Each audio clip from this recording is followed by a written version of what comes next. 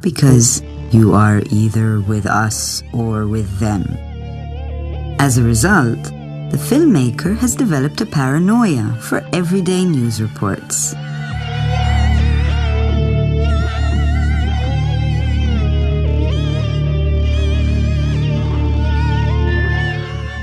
Actually, the film was a response to my, reaction to the images around me in the dominant media. So more often than not, it was like Muslim women as victims without any kind of agency who need to be rescued.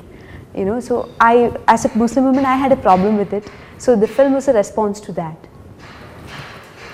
I think a documentary, first of all, gives you more space than like news per se, because news very often it tends to be very one-dimensional, like in 2 minutes you're seeing something. I think documentary gives you the space to explore more and also different ways of expressing, because news, there is like one standard form of expression, and that is the reality you're putting out, the truth. In documentary you have space to question that, to go deeper into the meaning of things. Actually, my film was a response to what I felt was a stereotype around. So I wanted to make a positive film about Muslim women. So I thought, since I am responding to a certain kind of stereotype, I couldn't be making another positive stereotype to replicate that. So I wanted to question the media and how we take representations as truth. I think very often what news is or what documentary is has a lot to do with the maker.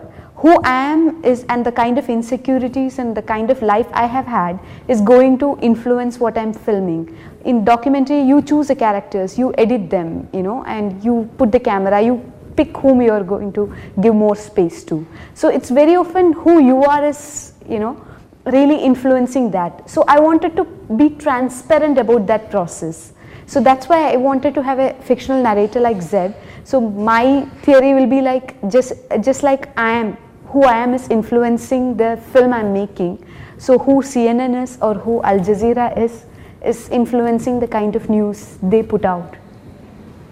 I think it will be a nice thing to say yes, but truthfully, I will be doubtful about that. I've always had a confused relationship with my identity. And even in the end of the film, I'm as confused as I was before.